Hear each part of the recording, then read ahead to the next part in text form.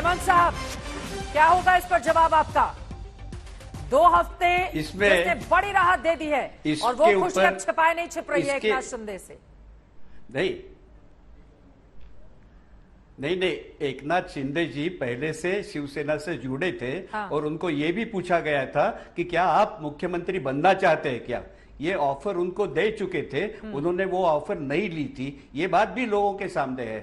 और वो उनके पास आज तक आपने देखा है कि अर्बन डेवलपमेंट डिपार्टमेंट हमेशा हर राज्य का मुख्यमंत्री अपने पास रखता है, लेकिन इतना विश्वास एक नाथ शिंदे जी के ऊपर था, उद्धव जी का, कि उन्होंने ये बड़ा डिपार्टमेंट मतलब उनके क्या पास तारीफ कर रहे हैं एक नाथ शिंदे की बड़ी मुख्यमंत्री जैसा इतना बड़ा पद भी उनको ऑफर किया गया, उसके बावजूद उन्होंने मना कर दिया। ये तो कोई बड़ा व्यक्ति ही कर सकता है कि इतना महत्वपूर्ण पद हो लेकिन उसको लेने से इनकार कर दे। तो क्या आप तारीफ कर रहे हैं एक नाथ शिंदे की? मैं उनकी तारीफ बिल्कुल नहीं करूंगा। मैं उनके इस विचार से बिल्कुल प्रभावित नहीं हूं कि वो जिस तरह से आज बाला साहब ठाकरे का नाम ले रहे हैं। बाला साहब ठाकरे के साथ के जो लोग थे, उनमें से जो लोगों ने आज तक, उद्धव जी ने भी उसके बाद शिवसेना की पूरी कमान अपने हाथ में रख के अच्छी जीत पाई है और अच्छा परफॉर्मेंस उन्होंने किया है पक्ष संगठन के द्वारा भी। इसीलिए महाराष्ट्र में आज जब ये लोग बागी होके जाना चाहते हैं तो सामान्य शिव सैनिक जो रास्ते की लड़ाई लड़ता है उसके लिए ये बहुत धोखा देने वाली बात है। और ये धोखा सहन करने के, लेकिन वो 39 जो विधायक है उनके समर्थकों का भी तो आप सोचिए ना। ये तो लड़ाई है। मैं लौटूंगी आपके पास, लेकिन अजय आलोक जी, एक और महत्वपूर्ण सवाल जो लोगों के जहन में है। देखिए, एक एक करके मुंबई से कितना भी उद्धव ठाकरे समझाने की कोशिश करें, उसके बावजूद लोगों के जाने का सिलसिला गुवाहाटी में जारी है। अभी कल जो नेता वहां पर पहुंचे हुए, कहीं ऐसा तो नहीं कि शिवसेना खेला भी कर रही है इन सबके बीच? जो परसों तक आदित्य ठाकरे की गाड़ी में नेता दिखाई दिए, वो अगर कल पहुंच जाते हैं गुवाहाटी में, तो ऐसा तो नहीं कि अंदर जो कुछ भी चल रहा है उसकी पूरी रिपोर्ट देने के लिए वहां पर अपने शिव सैनिक को भेज दिया है उद्धव ठाकरे ने? इस बात का भी डर बना हुआ है कि आप लोगों के भीतर? देखिए, राजनीति में कुछ भी संभव है चित्रा जी। राजनीति में ऐसा नहीं कि कुछ असंभव है। तो ये भी हो सकता है, लेकिन सबसे बड़ी बात ये बात है कि विचारधारा, उनको मुख्यमंत्री बनने का ऑफर दिया गया लेकिन उनको महाविकास आघाड़ी में मुख्यमंत्री नहीं बनना था। क्यों? क्योंकि उनकी विचारधारा मेल नहीं खाती थी। वो शुरू से यही कह रहे हैं कि हम बाला साहेब की हिंदुत्व की विचारधारा के साथ चलना चाहते हैं, इसलिए बीजेपी से युति करो।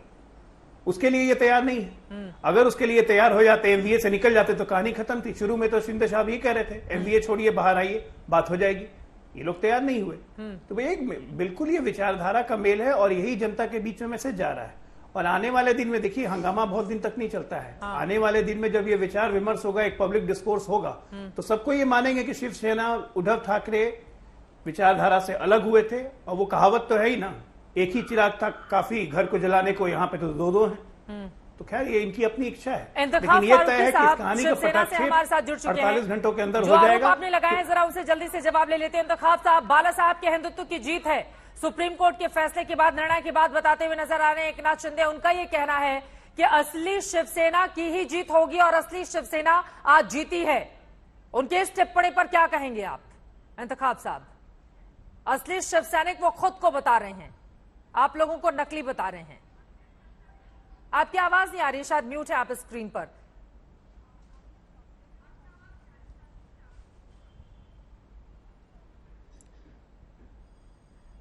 आपकी आवाज नहीं आ रही है इंतखाब साहब, अनम्यूट करें आप स्क्रीन पर अनम्यूट करें खुद को, उसके बाद आपकी आवाज आएगी। आपकी आवाज नहीं आ रही थी।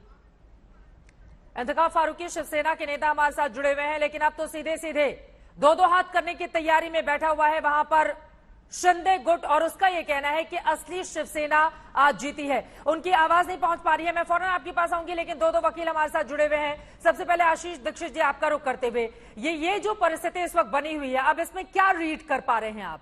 एक तरफ तो शिंदे गुट अपनी जीत बता रहा है 2 हफ्ते की मोहलत के बाद, लेकिन वहीं तरफ दूसरा पक्ष ये भी है कि 2 हफ्तों तक फ्लोर टेस्ट नहीं हो सकता है, यानी कि यथास्थिति बनी रहेगी।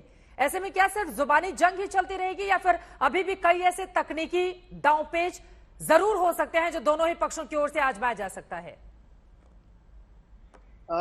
देखिए, इसमें अभी जो शिंदे ग्रुप जो आज ये कह रहा है कि उनको एक सुप्रीम कोर्ट से विक्ट्री मिली है, ये एक अंतरिम आदेश है इसमें कोर्ट ने स्टेटस को मेंटेन करने को कहा है कि ताकि वो इस मामले की सुनवाई कर सके। अभी ऐसा नहीं है कि उन्होंने किसी के पक्ष में या विपक्ष में फैसला दे दिया है। और जहां तक रही, कोर्ट ने ये नहीं कहा कि आपका फ्लोर टेस्ट नहीं हो सकता। उन्होंने ये कहा है कि जब अगर होगा तो कोई भी पार्टी हमारे आगे एप्लीकेशन लगा सकती है। और देखिए, अंतरिम में तो यही होगा कि जो जितने भी एमएलएज हैं उनको एक मॉरल विक्ट्री जरूर मिली है कि वो सस्पेंड नहीं हो सकते। एक बड़ी बात आशीष जी आपने कही है, आपका ये कहना है कि फ्लोर टेस्ट अगर होने की परिस्थिति बनती है तो उसके पहले सुप्रीम कोर्ट में याचिका लगाई जाए।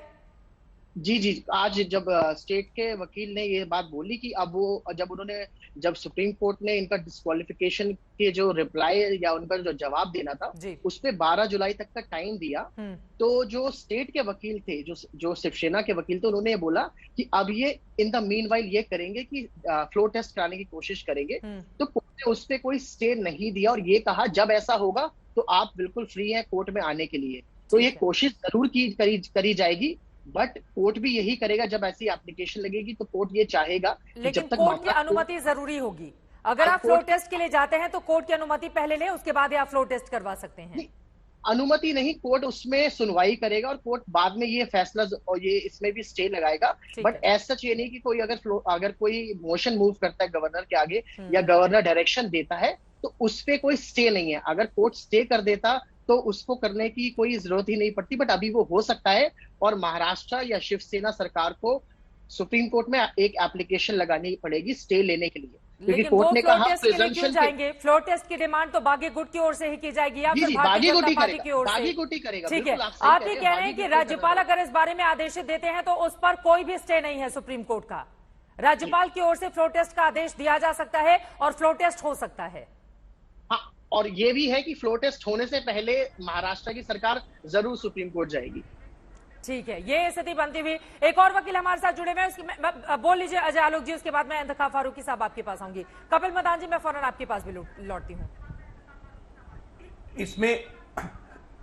इसमें एक टेक्निकल हिच ये भी है कि चूंकि डिप्टी स्पीकर पे अविश्वास प्रस्ताव दिया हुआ है ऑलरेडी विधायकों के द्वारा और सदन में फुल टाइम स्पीकर अभी है नहीं, खाली है, तो फ्लोर टेस्ट की स्थिति में राज्यपाल महोदय को एक इंटरिम स्पीकर का भी अपॉइंटमेंट करना पड़ेगा। इसकी भी सुप्रीम कोर्ट को जानकारी देनी पड़ेगी। जी।